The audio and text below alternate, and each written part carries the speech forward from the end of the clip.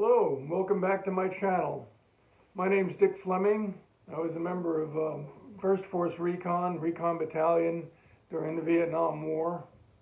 And I tell my stories in a book that I wrote called Chasing Charlie, which you can find on Amazon. All profits go to feed my dog Huck.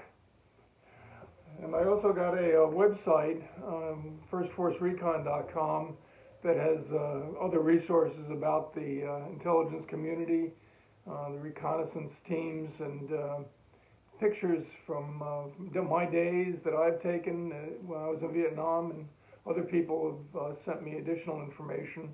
And I posted some of these on my website, firstforcerecon.com. So that's something you might be interested in. Today I'd like to tell you about a tragic episode that took place in the Officers Club. A murder of a young USO singer that came down to entertain the troops. It's a story that, even after all of these years, still sticks in my craw. I can't get my mind wrapped around it. It was so bizarre and so difficult for me to understand the reasons behind it and the events that took place, even though I was there. So let me tell you the story. It started out as a typical day. I was on a work party most of the morning, and in the afternoon I cleaned up, and I was looking forward to a show that the USO was going to be putting on for us in our compound. Now, this was not the thousands of people show that was put on by Bob Hope, but a small group would come down to entertain us, and this is the first time that it happened. I was looking forward to it, and as I walked up to where the event would take place, I saw the CBs finishing up constructing a stage for and setting up a platform for the performance. That was usually where we saw movies, and this thing was going to be something special for us, and we were all looking forward to it. So as night started to approach, we heard a helicopter come in, and the band got out with their equipment and everything and started setting up on the stage. And a group of us got together and walked up, and when it was time to begin, and we went up to that stage, and the group started playing. There was a couple guitarists, a drummer, and one or two singers and dancers, and they were Vietnamese, and they started playing songs from California, the California Dreaming songs that we had heard when we were in the States, on the Beach Boys, and songs about girls and cars and things like that. And they were absolutely terrible. I have to say, if you can picture California Dreaming being sung in a deep deep Vietnamese accent, and then the drummer and the guitar player, they were terrible. They weren't in sync even. They were just dreadful. And the dancers, I don't know how. I guess they must have been legal age, 16 or so, but they were up there, and they didn't look their age, that's for sure. And they were all dressed in skimpy dresses, and they were shaking up there and trying to dance to the music. So I turned to my friend Truman when I went up with it, and I said, "I'm out of here." He goes, "No, stick around, Rick. Stick around. It'll get better." And I go, "No, it's going to get worse. I know it. I'm going back to the tent. This is too much for me. I'm not a prude. I certainly wasn't a prude then, but it was just horrible. And so I started walking back, and I saw a group of my friends coming the other way, and they were heading up toward the officers' club.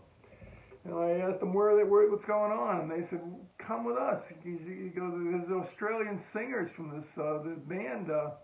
Then they're going to be performing at the officers' club." And I said, "Yeah. I just came back from listening to the enlisted men's performance." And they go, "Nah, don't do that. The officers' club gets the best of everything. You come with us." And so I went along with them and went down to the officers' club, and the flaps were open. It was just getting dark. The flaps were open, and the entire place was lit up with colored lights and a Hawaiian theme. They had straw over the bar, and a lot of officers there. We couldn't go in as enlisted men, but we could stand outside and listen. And a lot of the officers were from different organizations, not all from Force Recon. Apparently, they had been invited in for the performance. And they had this girl singing up there. She was a nice, beautiful young girl singing, and the band was good too. And they weren't playing rock and roll; they were playing some softer music, blues and melodies that we knew. And she was good. She was really good. And so we were standing there, on the outside of the tent, listening. And I guess they were coming to the end of their set. They must have been performing for a while before we got there. And the major came up and I guess was going to thank her for the performing. And he took the microphone out of her hand and was just about ready to say something when I heard a soft bang, tiff, bang, and I recognized it immediately as the sound of a silenced 22, because we had used that weapon with its long barrel for prisoner snatches. We would take that with us, and if necessary, we would use that. And because it had the long silencer on it, it didn't make very much noise at all. Maybe like the sound of a door closing, something like that. Kind of a identifiable sound, certainly to me. We had practiced with it, but as soon as that sound came out, the singer sort of fell back a little bit, and then blood came out of her mouth, and she started to collapse. She was still holding the microphone stand, and the drummer came up, running up, and grabbed her as she fell to the floor. And someone yelled out, "Incoming, incoming!" And all the lights were cut. It was chaos. The medics were in there. Everybody was just a scene. Was awful. Nobody knew what was going on. Guys were running out to get their weapons. We didn't know whether we were attacked or being attacked. It was complete chaos for about an hour. And then we went back to our hooch, and everybody was talking about what happened. They couldn't believe it. We thought that, there was some rumors going around that someone had seen one of the Vietnamese,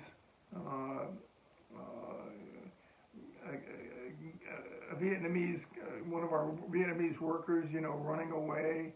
Others said that it was a round that came from the outside of the compound, but no one knew what was going on. The next morning, we had our normal inspection as usual, and we're all standing there on the parade ground. And next to the major was this short, tubby guy, civilian clothes, with a black pants and a white shirt, and he had a pearl-handled revolver, like a Colt Peacemaker, on his hip. And Truman goes to me, "Who's this cowboy?" He said under his breath. Well, the major started talking, and he introduced him. He said, "This is Captain Brown from the CID, the investigative division of the criminal investigative division of the Marine Corps, and he's here to ask for your help." Well, I say Captain Brown. I don't remember his exact name, but he got up there and he started telling everyone what he knew, that there had been a murder, and the girl had died, and there had been a murder in the officers' club, and that if anybody had any information, that they should come and see him in complete confidence, and that he would be available. Well, I was there, and I knew the way of the Marine Corps, and I was hesitant to get involved, but what could I do? I had an obligation to tell him what I knew, and I went up to him later, went to the office, and went up to him, and I told him what I knew, and he asked me where I was standing, and what I had heard, and what I was doing there. Well, that was it. I told him what I knew to the best of my ability, and I went back to the hooch. I never heard anything more from him about it.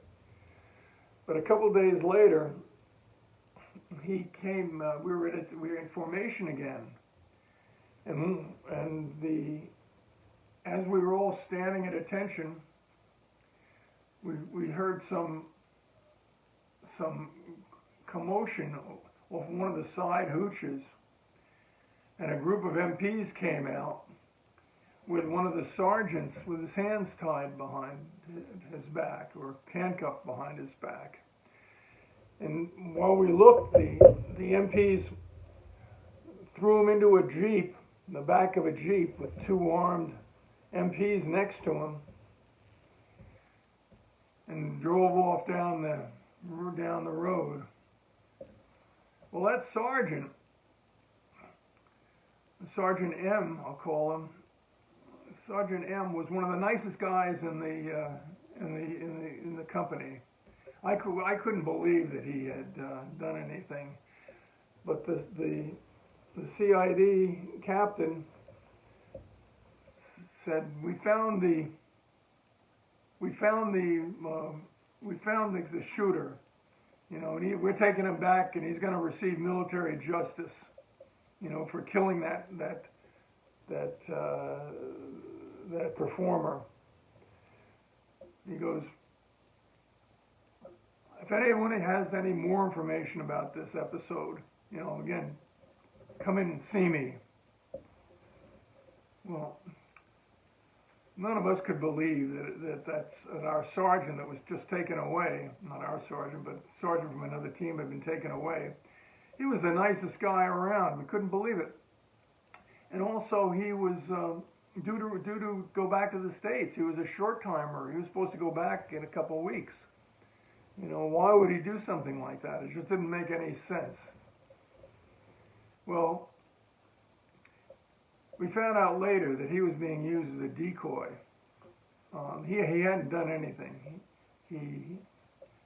He was being used by the CID to try to get someone to fess up to being involved in the shooting.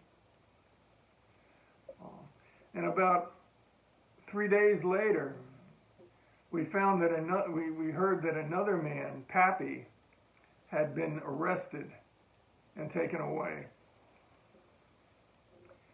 And Pappy was a older sergeant. He had kind of a dubious reputation. On one side, he was known to be good in the bush.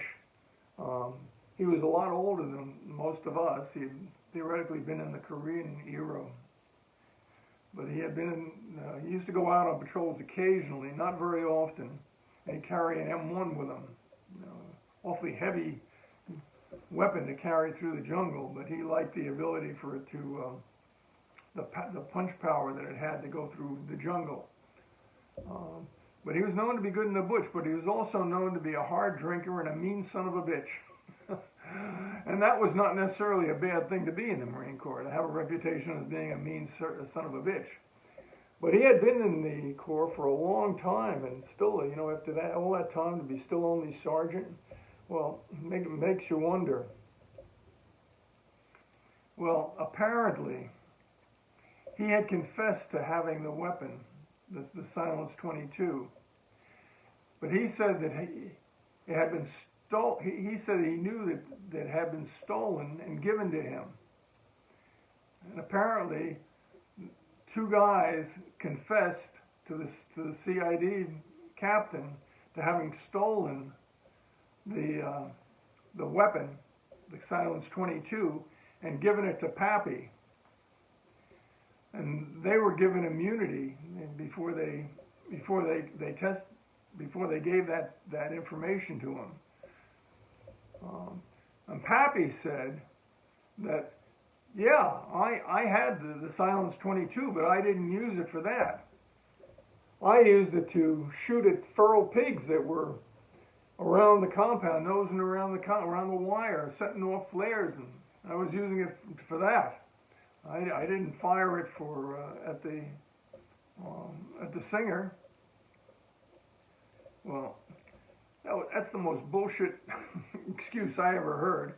If anybody would have known that what was going on around the wire there, it would have been me, because I had been on so many guard duties. I never saw any feral pigs nosing around the wire. I never saw any feral pigs setting off any flares either. And I never heard of Pappy even being on guard duty. But anyway, so they took him away. He was sentenced to 25 years at hard labor, I think at Leavenworth Penitentiary, for his role in shooting the singer. But he appealed the conviction. And in the appeal, he said that because the other men had received immunity for their testimony, this is what his lawyer argued, that the case should be thrown out. And long and behold, it was. Pappy was exonerated. His conviction was overturned. His rank was restored, and he even got back pay for being in prison for that amount of time. Well, I don't know. It was a tragedy from one end to another. We had heard about people being fragged, Marines fragging their officers.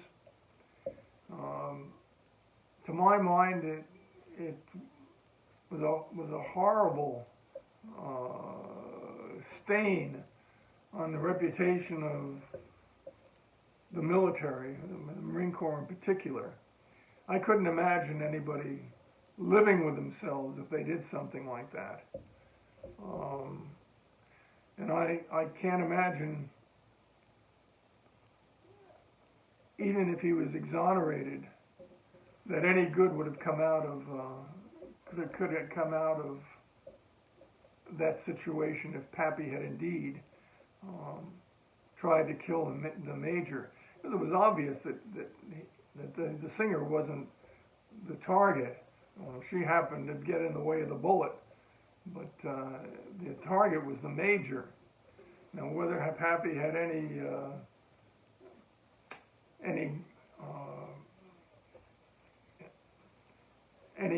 any reason for this, for trying to shoot the major, what was his motive? I have no idea. But what a tragedy for the family of that poor singer, that young girl, so full of life, so full of happiness, so talented, and such a nice heart to go out and to a foreign country to support her, the men in the field. And I can't imagine, her parents when they received the news that she had been shot, and particularly shot in such a way, murdered by someone. It's just a horrible thought to me that's still in my heart. I can't wrap my mind around that tragedy.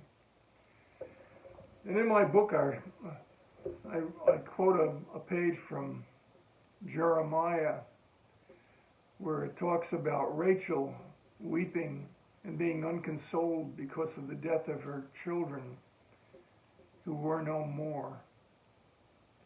And, well, that was Vietnam.